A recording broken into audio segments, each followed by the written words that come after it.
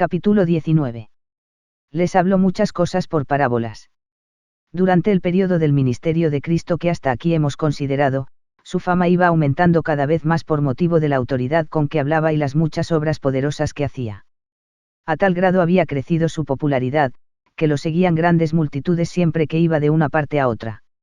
Había ocasiones en que le estorbaban sus movimientos, a tal extremo se agolpaba la gente, algunos con el deseo de escuchar más de la nueva doctrina, otros para suplicar a sus pies el alivio de sus enfermedades físicas o de diversas naturalezas, y había muchos que tenían la fe suficiente para creer que si tan solo pudieran llegar a él, o aun tocar la orilla de su vestido, sanarían.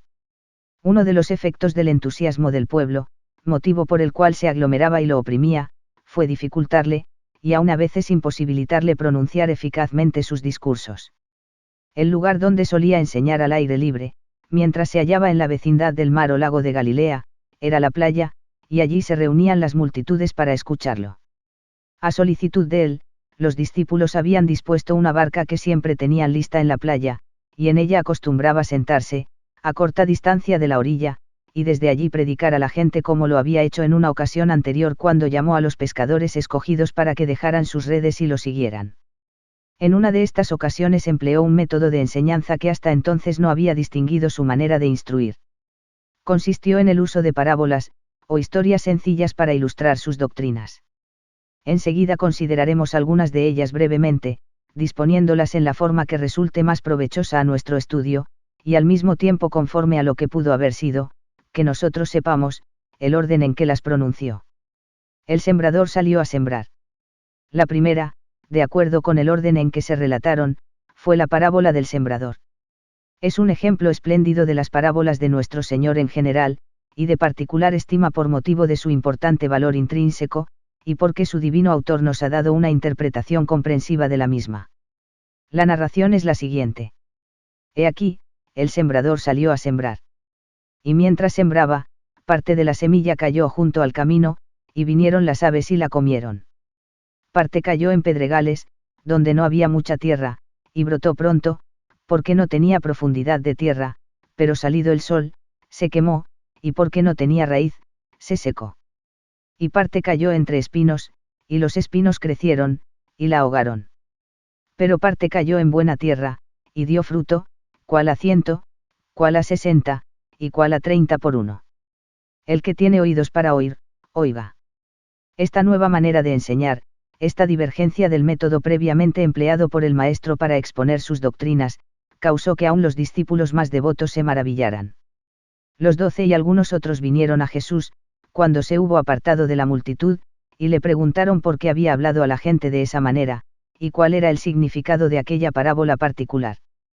Consideraremos en breve la respuesta de nuestro Señor a la primera parte de la pregunta, concerniente a la segunda parte, les preguntó, ¿no sabéis esta parábola? ¿Cómo, pues, entenderéis todas las parábolas? De esta manera indicó la sencillez de la que fue la primera de sus narraciones, junto con su carácter típico y fundamental, y al mismo tiempo dio a entender que emplearía otras parábolas en el curso de sus enseñanzas. Entonces dio esta interpretación. Oíd, pues, vosotros la parábola del sembrador, cuando alguno oye la palabra del reino y no la entiende, viene el malo, y arrebata lo que fue sembrado en su corazón. Este es el que fue sembrado junto al camino. Y el que fue sembrado en pedregales, este es el que oye la palabra, y al momento la 155. Recibe con gozo, pero no tiene raíz en sí, sino que es de corta duración, pues al venir la aflicción o la persecución por causa de la palabra, luego tropieza. El que fue sembrado entre espinos, este es el que oye la palabra, pero el afán de este siglo y el engaño de las riquezas ahogan la palabra, y se hace infructuosa. Mas el que fue sembrado en buena tierra, este es el que oye y entiende la palabra, y da fruto, y produce a 100, a 60, y a 30 por uno.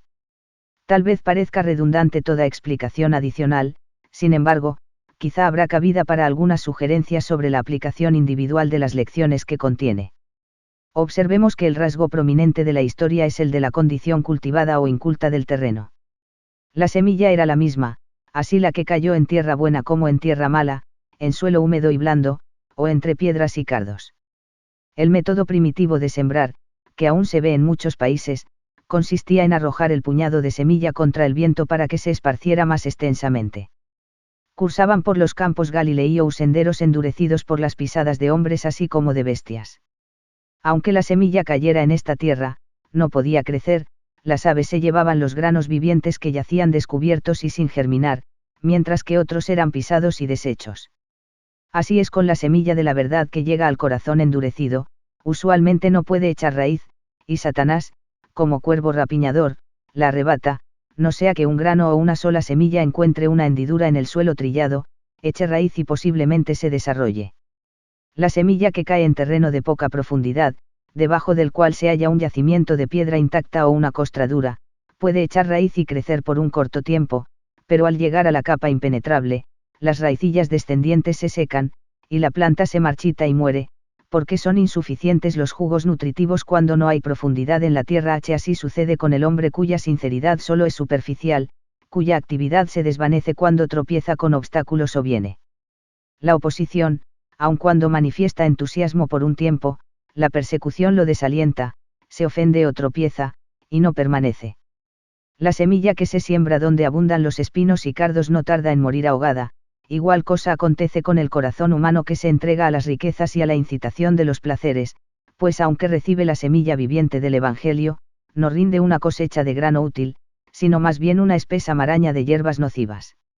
La abundante producción de cardos espinosos demuestra la aptitud de la tierra para dar una cosecha mejor, si se pudiera librar de las hierbas que la atosigan. La semilla que cae en tierra buena y profunda, libre de hierbas y preparada para la siembra, echa raíz y crece, el calor del sol no la quema, antes le da crecimiento, está madura y rinde al sembrador de acuerdo con la fertilidad del terreno, en algunos campos 30, en otros 60 y en unos pocos lugares hasta 100 veces más de lo que sembró. Aun cuando juzgada de conformidad con los cánones literarios, o por las normas reconocidas de la composición retórica y la lógica disposición de sus partes, esta parábola ocupa el primer lugar entre las producciones de su clase. Aunque la conocemos comúnmente como la parábola del sembrador, podríamos bautizarla con el expresivo nombre de la parábola de las 4 clases de terreno. El tema hacia el cual el relato principalmente llama nuestra atención es el terreno en que cae la semilla, y muy aptamente se ha utilizado para simbolizar el corazón tierno o endurecido, el campo limpio o infestado de cardos. Reparemos en las clases de terreno nombrados en el orden ascendiente de fertilidad. 1. La carretera compacta, el sendero trillado, sobre el cual ninguna semilla tiene la posibilidad de echar raíz o crecer, sino por una combinación de circunstancias fortuitas que virtualmente equivaldrían a un milagro. 2.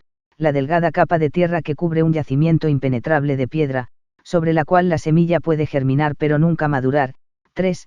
El campo tupido de hierbas, capaz de producir una rica cosecha si no fuera por la maraña de espinos y cardos. Y 4. La tierra limpia y fructífera, receptiva y fértil. Sin embargo, aún las tierras que entran en la categoría de buenas varían en cuanto a su capacidad para producir, y rinden a 30, 60 o aún hasta 100 por uno, con muchos y distintos grados entre uno y otro extremo. Algunos expositores bíblicos declaran haber hallado, en esta espléndida parábola, evidencias de un fatalismo decisivo en las vidas de las personas, de modo que aquellos cuya condición espiritual puede compararse al suelo endurecido del sendero, a la tierra sin profundidad o al terreno baldío lleno de 156 cardos, son desahuciada e irremediablemente perversos, mientras que las almas que pueden compararse a la tierra buena, están protegidas de la deterioración, e inevitablemente producirán buen fruto. No debe pasarse por alto el hecho de que la parábola no es sino un esbozo, no el cuadro completo con todos sus detalles, y que la semejanza expresada o subentendida en las enseñanzas parabólicas no puede llevarse, lógica y congruentemente, más allá de los límites de la historia ilustrativa. En la parábola que estamos considerando, el maestro pintó los varios grados de receptibilidad espiritual que existen entre los hombres, y señaló con brevedad penetrante cada uno de ellos. Ni dijo, ni dio a entender que la tierra o suelo duro y trillado del camino no podía ser arado, gradado, abonado y convertido de este modo en tierra productiva, ni que el yacimiento de piedra que impedía el crecimiento de la planta no podía ser desmenuzado y quitado, o que no podían añadirse una o más capas de terreno bueno al que ya existía, ni que los cardos no podían ser desarraigados, y cultivado el suelo que ocupaban, para dar crecimiento a plantas útiles. Debe estudiarse la parábola de acuerdo con el espíritu de su objeto, y no hay justificación para deducciones o ampliaciones forzadas. La metáfora intensa, la comparación contrastante o cualquier otra figura retórica expresiva es útil solamente cuando se le da una aplicación racional, pero cuando se intenta darles un significado que trasciende los límites de su objeto razonable, hasta las mejores pierden su significado y aún llegan a ser absurdas. El trigo y la cizaña. El maestro expresó otra parábola relacionada estrechamente con la anterior en cuanto al tema, pues habla nuevamente de la semilla y la siembra, e igual que la primera, viene acompañada de una interpretación. Es la siguiente.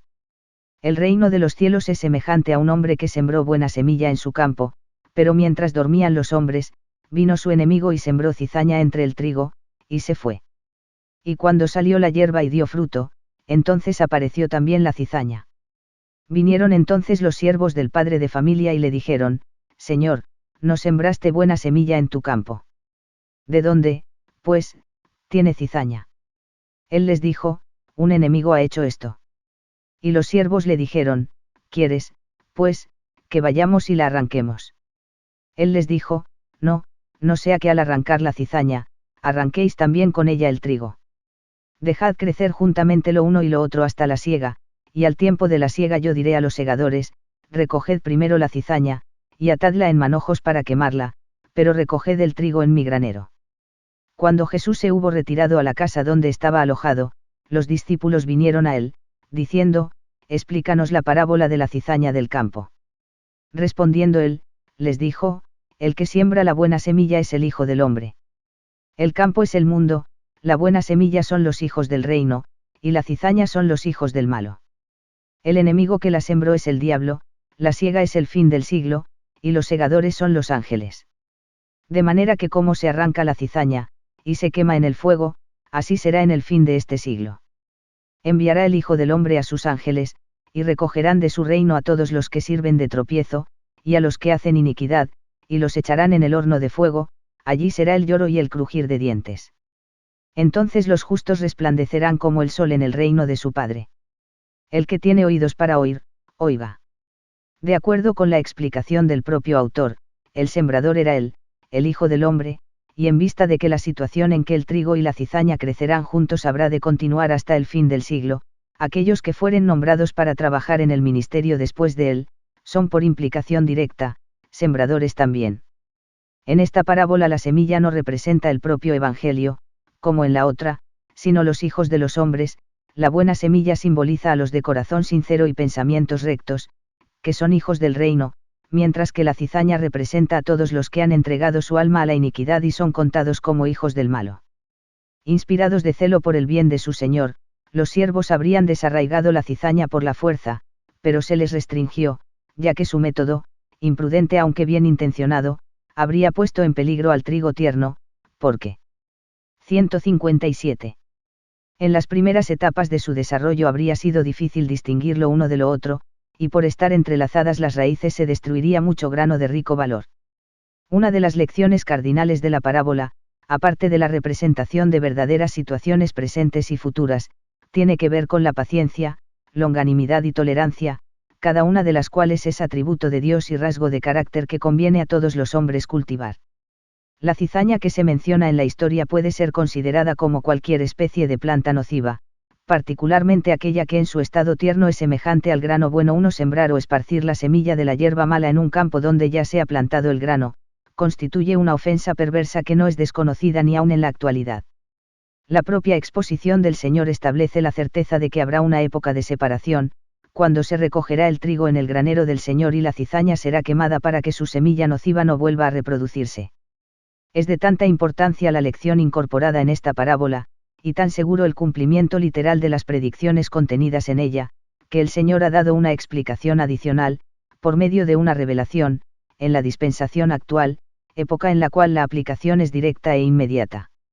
Hablando por boca de José Smith el profeta en 1832, Jesucristo dijo: Mas he aquí, en los postreros días, aun ahora, cuando el Señor comienza a extender la palabra, y la planta está brotando y todavía es tierna, he aquí, de cierto os digo, que los ángeles, listos ya y esperando que los envíen a segar los campos, claman al Señor día y noche, mas el Señor les dice, no arranquéis la cizaña mientras esté tierna la planta, porque de cierto, es débil vuestra fe, no sea que destruyáis también el trigo.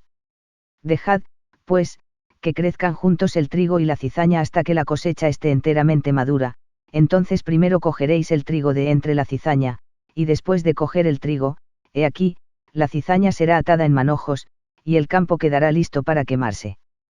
Parábola del crecimiento de la semilla. Mateo coloca la parábola de la cizaña inmediatamente después de la del sembrador. Marcos intercala en la misma posición una parábola que únicamente en sus escritos se encuentra. Se presenta en forma de bosquejo, y los expositores críticos prefieren clasificarla sencillamente como analogía más bien que una parábola típica. Dice así. Decía además, así es el reino de Dios, como cuando un hombre echa semilla en la tierra, y duerme y se levanta, de noche y de día, y la semilla brota y crece sin que él sepa cómo. Porque de suyo lleva fruto la tierra, primero hierba, luego espiga, después grano lleno en la espiga, y cuando el fruto está maduro, enseguida se mete la hoz, porque la siega ha llegado.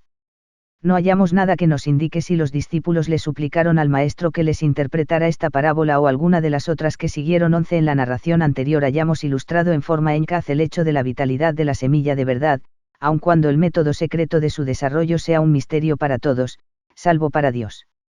Habiendo plantado su semilla, el labrador tiene que dejarla en paz. Podrá cuidar el campo, preservarlo, proteger las plantas lo mejor que le sea posible, pero el crecimiento depende de condiciones y fuerzas que él no está facultado para dirigir. Aunque fue Pablo el que plantó y Apoulos el que regó, solamente Dios pudo dar el crecimiento.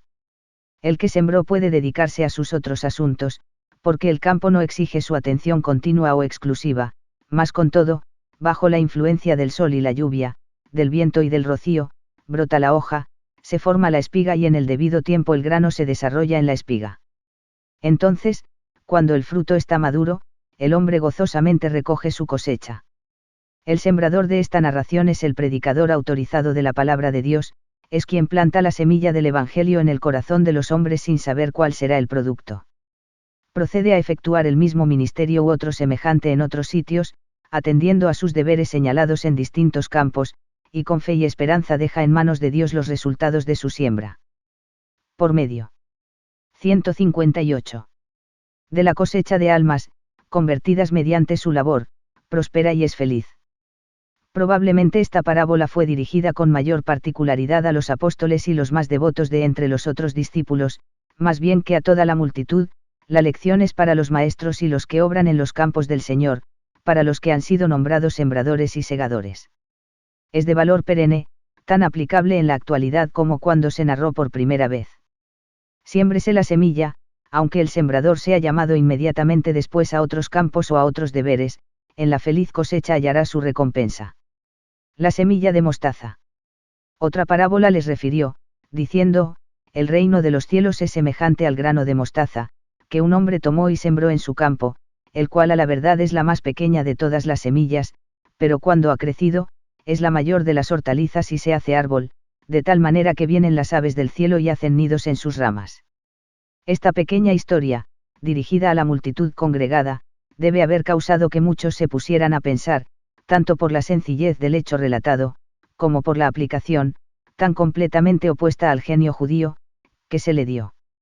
En los pensamientos de aquellos que eran instruidos por los maestros de la época, el reino debería ser grande y glorioso aún desde su comienzo, habría de ser iniciado con el son de trompetas y las pisadas de ejércitos, con Mesías el rey a la cabeza. Sin embargo, este nuevo maestro decía que su comienzo sería tan pequeño que podría compararse a una semilla de mostaza. Para darle mayor eficacia a la ilustración, explicó que la semilla de referencia era la más pequeña de todas las semillas. Esta expresión superlativa tiene un significado relativo, pues había y hay semillas más pequeñas que la de la mostaza, aun entre las plantas de jardín, por ejemplo, la amapola y la ruda, pero estas plantas son sumamente pequeñas aun después que han madurado, mientras que la mostaza bien cultivada es una de las más grandes entre las hortalizas comunes, y constituye un contraste notable en su desarrollo desde una semilla muy pequeña hasta una planta frondosa. Por otra parte, la comparación con el tamaño de un grano de mostaza era de uso común entre los judíos de la época. Esta comparación, empleada por Jesús en otra oportunidad, nos manifiesta su aplicación común, por ejemplo, cuando dijo, si tuviereis fe, como un grano de mostaza. Nada os será imposible. Conviene saber que la planta de mostaza alcanza un crecimiento mayor en Palestina que en otros climas más templados. La lección de la parábola es fácil de entender. La semilla es un cuerpo viviente. Cuando se planta correctamente, absorbe y asimila los elementos nutritivos de la tierra y la atmósfera, crece, y con el tiempo puede anidar las aves entre sus ramas y alimentarlas. En igual manera la semilla de la verdad es vital, viviente y capaz de desarrollarse a tal extremo que puede proveer alimento y abrigo espiritual a todos aquellos que los buscan.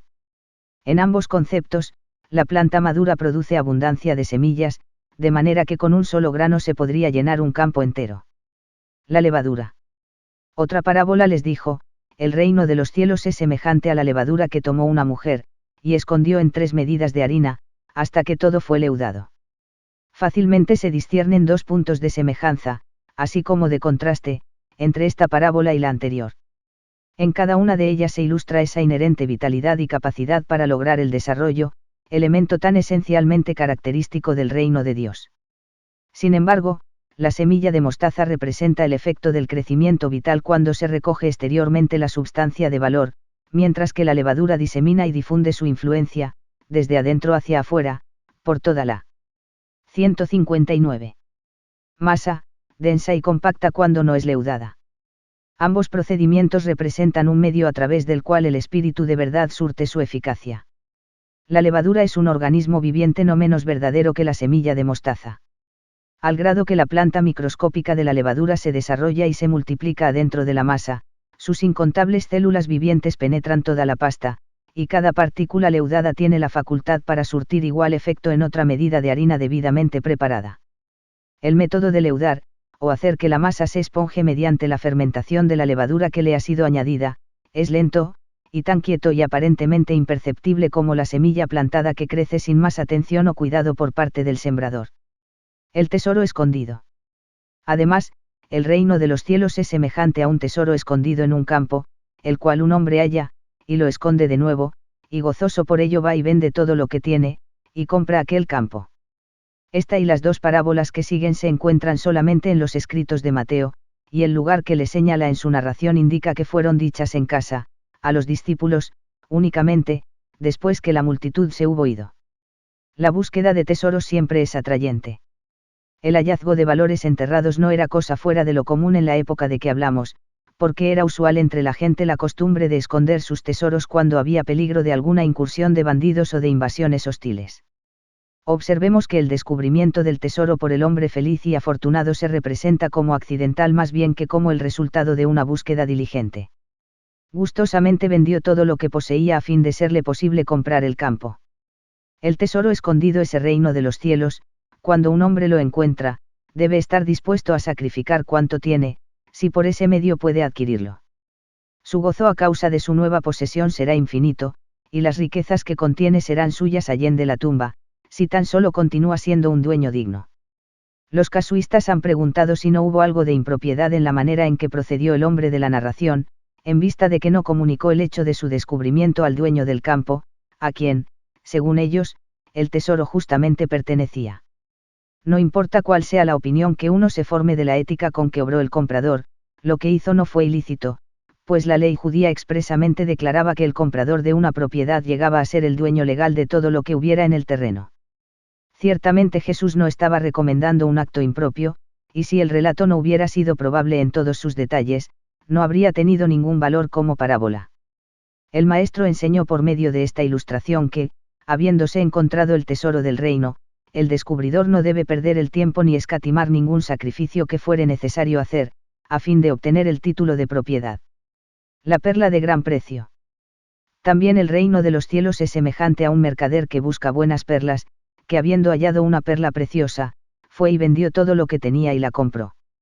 La perla siempre ha sido una de las joyas más estimadas, y mucho antes del tiempo de Cristo, y por cierto desde esa época aún hasta el día de hoy, los mercaderes de perlas han buscado activa y diligentemente las más grandes y preciosas que existen.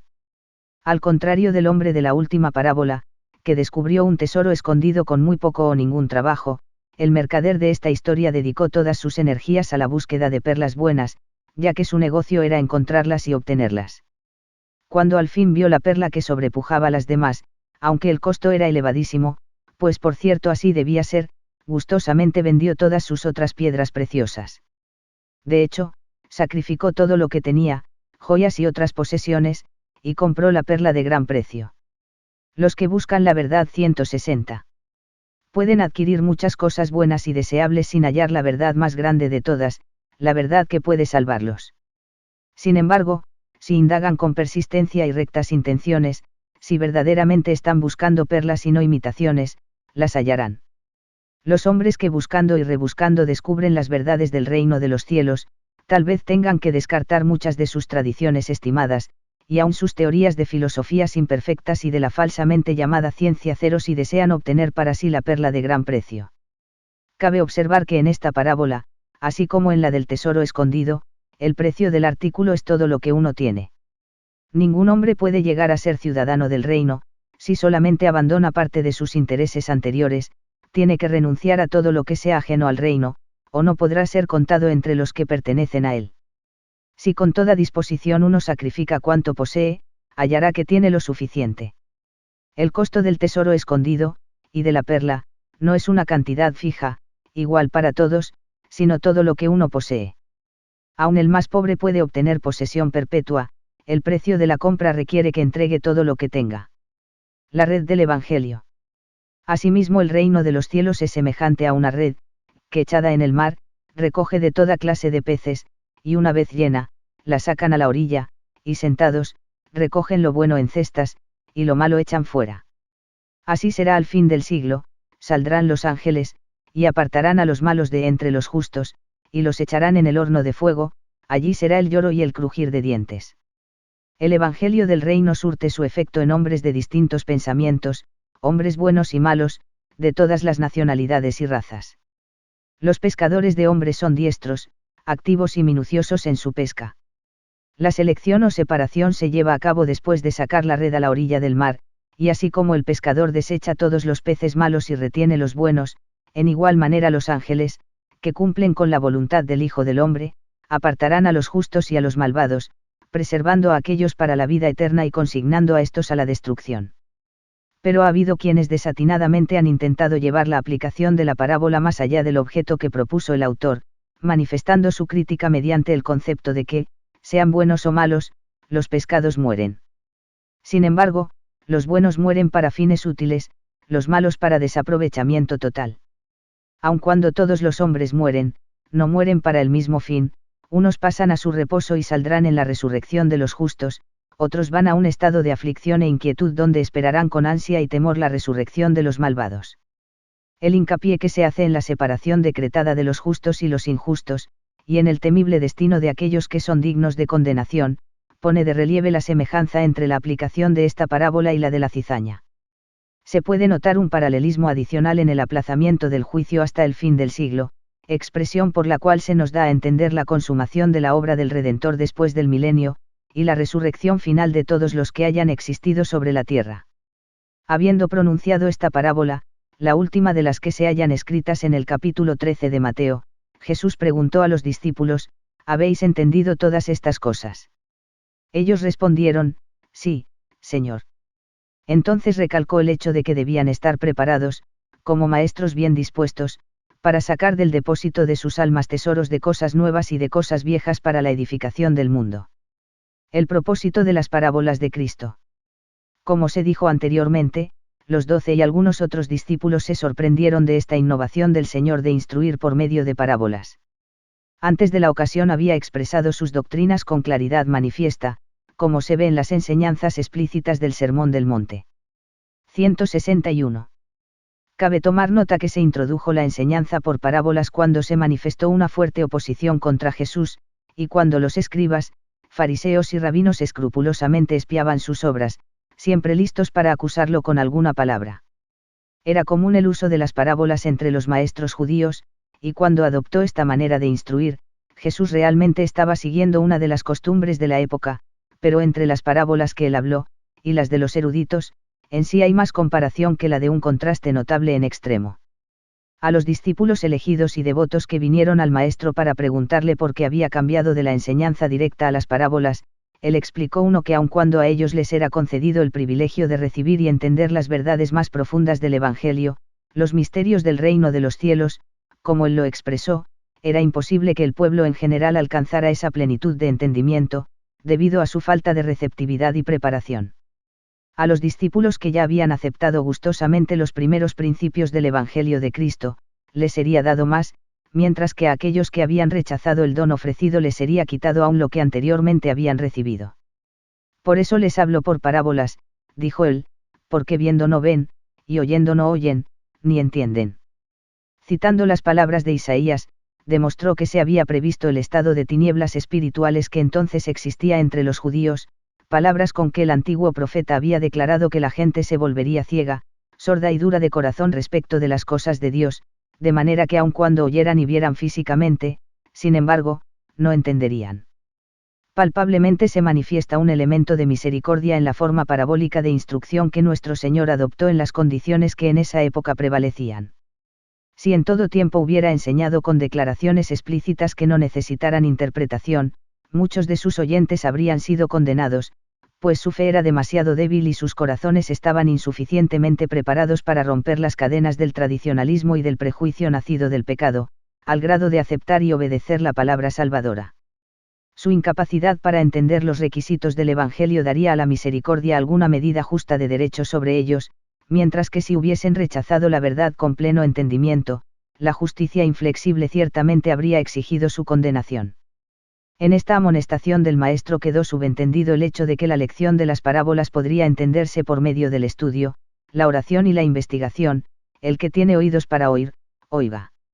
A los investigadores más estudiosos, el maestro añadió, mirad lo que oís, porque con la medida con que medís, os será medido, y aún se os añadirá a vosotros los que oís. Porque al que tiene, se le dará, y al que no tiene, aún lo que tiene se le quitará cero.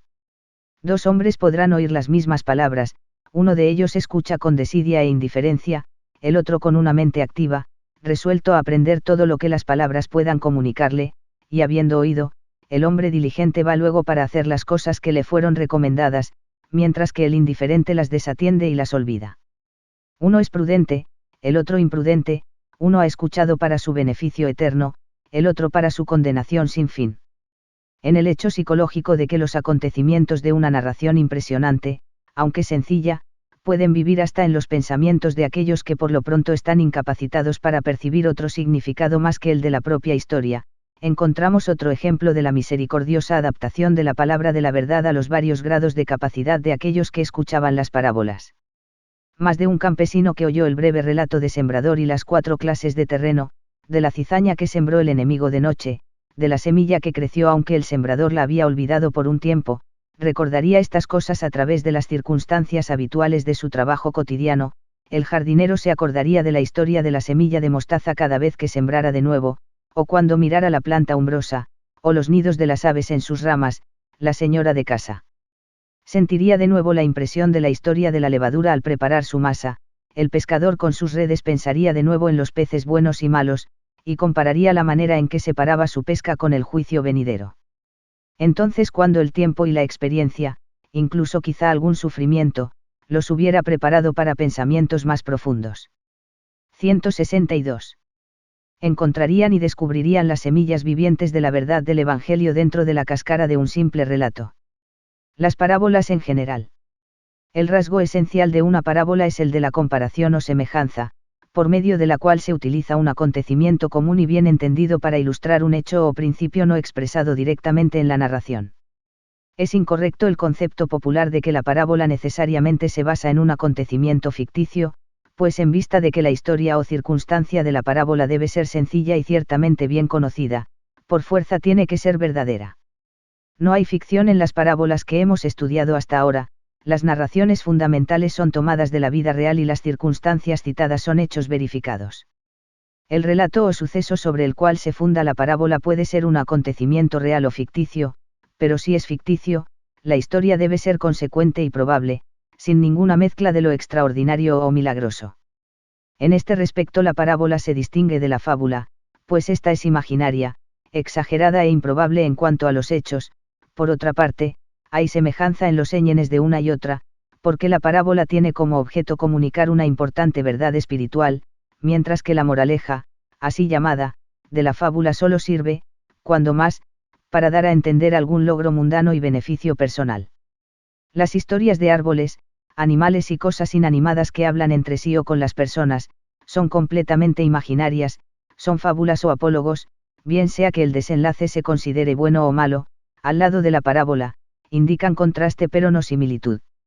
El propósito declarado de la fábula es más bien para entretener que para enseñar. En la parábola puede estar incorporada una narración, como en los ejemplos del sembrador y la cizaña, o sencillamente un caso aislado, como el de la semilla de mostaza y la levadura. La alegoría se distingue de la parábola por la amplitud del tamaño y detalle de la historia, y por el estrecho enlazamiento de la narrativa con la lección que tiene por objeto enseñar. En la parábola estas se conservan distintamente separadas. Los mitos son historias ficticias, algunas con bases históricas, pero sin ningún simbolismo de valor espiritual. El proverbio es una afirmación breve y sentenciosa, al estilo de una máxima, y connota una verdad o implicación definitiva por medio de la comparación. Los proverbios y las parábolas se relacionan estrechamente, y en varias ocasiones los términos se usan indistintamente en la Biblia. El Antiguo Testamento contiene 2 parábolas, algunas fábulas y alegorías y numerosos proverbios, de estos tenemos un libro entero. El profeta Natán reprendió al rey David valiéndose de la parábola del cordero del pobre, y fue tan eficaz la narración que el rey decretó un castigo para el ofensor rico, y fue dominado por el pesar y la contrición cuando el profeta lo hizo el blanco de la aplicación de su parábola con estas graves palabras: tú eres aquel hombre. Queriendo despertar en el pueblo el deseo de vivir rectamente, Isaías se valió de la historia de la viña, que a pesar de estar cercada y bien cultivada solo dio uvas silvestres e inútiles, para pintar la condición pecaminosa de Israel. Las parábolas del Nuevo Testamento, pronunciadas por el Maestro de Maestros, son de tal belleza, sencillez y eficacia, que no tienen paralelo en la literatura. Notas al capítulo 19. 1. El primer grupo de parábolas. Muchos de los eruditos bíblicos afirman que las 7 parábolas que se encuentran en el capítulo 13 de Mateo se pronunciaron en distintas ocasiones y a diferentes grupos de personas, y que el escritor del primer evangelio las dispuso en esa forma porque así convenía a su relación y porque estaba considerando, ante todo, su interés subjetivo. ¿Se encuentra algún fundamento para esta afirmación en el hecho de que S. Lucas menciona algunas 163 de estas parábolas en diferentes circunstancias, así de tiempo como de lugar? Por consiguiente, se colocan las parábolas de la semilla de mostaza y de la levadura, Lucas 1 y 18, 21, inmediatamente después de la curación de la mujer encorvada en la sinagoga y la reprensión del hipócrita oficial de la misma. Aun cuando fuera necesario admitir que Mateo pudo haber incorporado otras parábolas de distintas fechas con las que se relataron ese día particular, existe la probabilidad de que Jesús haya repetido algunas de sus parábolas, como ciertamente lo hizo con otras enseñanzas, y así presentó la misma lección en más de una oportunidad. De hecho, cada parábola es una lección en sí misma, y encierra un elevado valor intrínseco, bien sea que se le considere como una narración aislada, o relacionándola con enseñanzas afines. Prestemos atención a la lección de cada una, pese a las opiniones promulgadas por hombres sobre las circunstancias en que se relataron por vez primera. 2. El local que sirvió de fondo a la parábola del sembrador, en su excelente escrito Notes on the Parables of Our Lord, página 57, nota, el Dr. R.C. Trench cita la descripción que Stanley ha hecho de las condiciones que existen en el sitio donde Jesús pronunció la parábola del sembrador, y como hay razón para creer que se han verificado muy pocos cambios en ese ambiente desde la época de Cristo, reproducimos enseguida sus palabras: una ligera depresión en el lado del monte cerca del valle. Reveló en el acto, con mucho detalle, todas las características de la gran parábola, y con una correspondencia que en ninguna otra parte de Palestina recuerdo haber visto. El ondulante trigal que descendía hasta la orilla del agua, el sendero trillado que pasaba por en medio, sin cercos o vallas para evitar que la semilla cayera acá y allá a uno u otro lado, o sobre la tierra endurecida por las constantes pisadas de caballos, muy así seres humanos, la fértil tierra buena, por medio de la cual todo ese valle y los terrenos contiguos se distinguen de los cerros despoblados que se hallan en todos los demás lugares, que descendía hasta el lago, y sobre la que crece.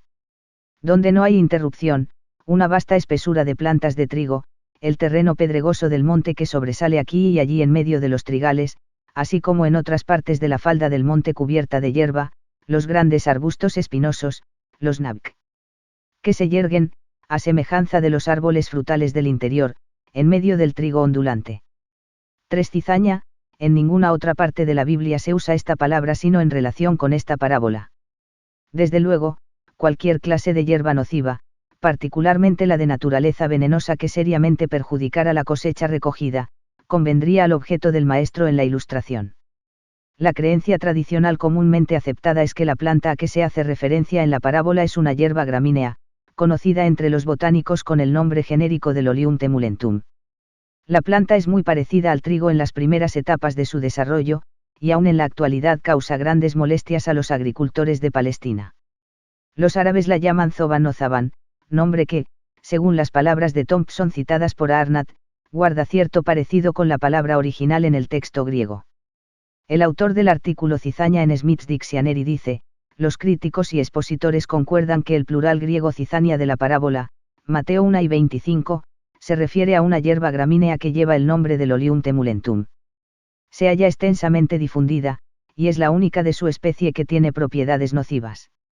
Antes de formar espiga es muy parecida al trigo, y las raíces de uno y otro frecuentemente están entrelazadas, y de ahí las instrucciones de permitir que la cizaña creciera hasta la cosecha, no fuera que los labradores, al desarraigar la cizaña, arrancaran también con ella el trigo. La cizaña se distingue fácilmente del trigo y de la cebada cuando ha formado espiga, pero cuando todavía no ha alcanzado ese grado de desarrollo, ni con el examen más cuidadoso siempre se distingue. Ni aun los campesinos, que en este país generalmente desiervan sus campos, intentan separar lo uno y lo otro. Tiene un gusto amargo, y cuando se come separadamente o aún mezclada en el pan, produce mareos y con frecuencia surte el mismo efecto que un emético violento. La segunda cita es de la obra de Thompson, The Land and the Book, tomo 2, páginas 111, 112. Se afirma que el yoío o cizaña es una especie de trigo degenerado, y se ha intentado dar un significado adicional a la instructiva parábola del Señor intercalando esta idea. Sin embargo, no hay justificación científica para este concepto forzado, y el estudiante sincero no se dejará engañar. 164. 4. La maldad del sembrador de la cizaña. Se ha procurado desacreditar la parábola de la cizaña alegando que se basa en una práctica o hecho fuera de lo común, cuando no desconocido. En sus notes on the parables, páginas 72 y 83, Trench refuta esta crítica diciendo, en este ejemplo nuestro Señor no se imaginó una forma de maldad desconocida, sino que se valió de un hecho con el que sus oyentes estaban familiarizados, algo tan fácil de ejecutar, de tan poco riesgo y al mismo tiempo de tan grandes y duraderos efectos nocivos, que nada tiene de extraño hallar que este solía ser la forma en que se manifestaban la cobardía y maldad de una persona. Hallamos indicaciones de este hecho perverso en muchas partes. En la ley romana se prevenía contra la posibilidad de esta forma de daño, y un escritor moderno, ilustrando las escrituras desde el punto de vista de las costumbres y hábitos del Oriente, con los cuales se había familiarizado tras de vivir allí, afirma que la misma cosa se practica en la India. En una nota anexa, el autor agrega, no es desconocida esta forma de maldad en sitios más próximos a nosotros. He llegado a saber que en Irlanda, un inquilino, irritado porque había sido desahuciado, sembró avena silvestre en los campos que tenía que abandonar. Esta, igual que en la parábola de la cizaña, maduró y produjo semilla antes que las plantas buenas entre las cuales se había esparcido, de manera que fue casi imposible extirparla. 5. La parábola de la semilla que creció en secreto. Este relato ha provocado mucha discusión entre los expositores sobre el asunto del significado del hombre que plantó la semilla en la tierra. Sí, como en las parábolas del sembrador y la cizaña, el Señor Jesús fue quien plantó, entonces, ¿cómo se puede decir, preguntan algunos, que la semilla brota y crece sin que él sepa cómo, cuando todas las cosas le son conocidas? Por otra parte, si el que siembra representa al maestro o predicador autorizado del Evangelio, ¿cómo se puede decir que en la época de la cosecha él mete la hoz, en vista de que la cosecha final de almas es prerrogativa de ojos? Las perplejidades de los críticos surgen porque intentan encontrar en la parábola un sentido literal que su autor nunca tuvo por objeto emplear. Bien sea que la planten el propio Señor, como cuando enseñó en persona, o cualquiera de sus siervos autorizados, la semilla está viva y crecerá, pero requiere tiempo. Primero brotan las hojas, entonces la espiga, y esta madura en su sazón sin la atención constante que se necesitaría, si las diferentes partes tuvieran que ser formadas a mano. La parábola nos presenta al hombre que figura en ella como un campesino común, que siembra, espera y cosecha en el debido tiempo. La lección que se comunica es la vitalidad de la semilla como cosa viviente, dotada por su creador con la capacidad para brotar y desarrollarse. 6. La planta de mostaza, la mostaza silvestre, que en las zonas templadas jamás crece más de 1 metro, alcanza la altura de un caballo y su jinete en las tierras semitropicales. Thompson, The Land and the Book, tomo 2, página 100. Los que escucharon la parábola evidentemente comprendieron la manera en que contrastaban el tamaño de la semilla y el de la planta cuando alcanza su desarrollo completo. Aptamente dice Arnott en The Parables, página 102, se destaca que el Señor escogió esta planta, no por motivo de su grandeza absoluta, sino porque era y es reconocida como un ejemplo notable del desarrollo de algo sumamente pequeño en un objeto de tales dimensiones. Parece que en aquella época era la semilla más pequeña conocida en Palestina capaz de desarrollarse en una planta tan grande. Quizá había semillas más pequeñas, pero las plantas que de ellas brotaban no eran muy grandes, y había plantas más grandes, pero las semillas de las cuales brotaban no eran tan pequeñas. Edersheim, tomo 1, página 593, afirma que los rabinos empleaban comúnmente el tamaño diminuto de la semilla de mostaza en sus comparaciones, para indicar la cantidad más reducida, como la más pequeña gota de sangre, la mancha más leve, etc. El mismo autor comenta, refiriéndose a la planta desarrollada, de hecho, ya no parece una hortaliza grande o arbusto, sino que llega a ser, o más bien dicho tiene la apariencia de un árbol grande como lo expresa S. Lucas, por supuesto, no cuando se compara con otros árboles, sino con las demás hortalizas. Este crecimiento de la semilla de mostaza también era un hecho bien conocido en esa época y, por cierto, todavía es digno de notarse en el Oriente. Y con mayor facilidad se entendería el significado general de que un árbol, cuyas extensas ramas daban abrigo a las aves del cielo, era una figura familiar empleada en el Antiguo Testamento para representar a un reino poderoso que daba abrigo a las naciones. Is 31, 6, 12, Dan 165. 4 y 12, 14, 21, 22, por cierto, esta representación se usa particularmente para ilustrar el reino mesiánico, Is 5 y 23, punto. 5. El simbolismo de la levadura, el reino de los cielos es hecho semejante a la levadura, en la parábola. En otras partes de las Escrituras la levadura se usa para representar figurativamente las cosas malas, por ejemplo, la levadura de los fariseos y de los saduceos, Mateo 16, 6, véase también Lucas 12, 1, la levadura de Herodes, Marcos 8 y 15. Estos y algunos otros ejemplos, 1 Sioar 5, 7, 8, sirven para ilustrar el contagio de la maldad. En el ejemplo de la mujer que leuda la masa en la forma acostumbrada para hacer el pan, la levadura simboliza el extenso, penetrante y vital efecto de la verdad. Propiamente se puede usar la misma cosa en diversos aspectos para representar lo bueno en un caso y lo malo en otro. 6. El tesoro pertenece a quien lo encuentra, respecto de que si hay justificación para el hombre que descubrió riquezas escondidas en el campo de otro, y entonces, ocultando el hecho de su descubrimiento, compró el campo para obtener el tesoro. Edersheim, tomo 1, páginas 595, 596, dice, ¿se ha expresado alguna duda concerniente al aspecto moral de esta compra? En respuesta, se puede notar que concordaba en todo respecto con la ley judía por lo menos. Si un hombre se hubiera encontrado un tesoro de monedas sueltas entre el trigo, ciertamente pertenecería al comprador. Si hubiera descubierto el caudal en el suelo o en la tierra, igualmente le pertenecería, si pudiera afirmar que él era el dueño del terreno, y aun cuando el campo no fuera suyo, a menos que otros pudieran comprobar que tenían derecho a él. La ley aún adjudicaba al comprador de frutas cualquier objeto descubierto entre la fruta. Esto bastará para justificar un asunto de detalle que no debe criticarse muy severamente en una narración parabólica. 9. Superioridad de las parábolas de nuestro Señor. Quizá no había otra manera más común de enseñar entre los judíos que por medio de parábolas.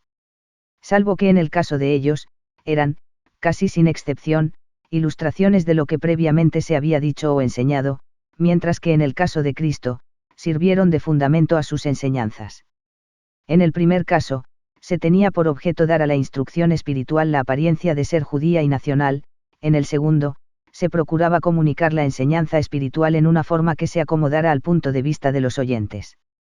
Se verá que esta distinción es verdadera, aun en los casos donde parece haber un paralelismo íntimo entre la parábola rabínica y la evangélica.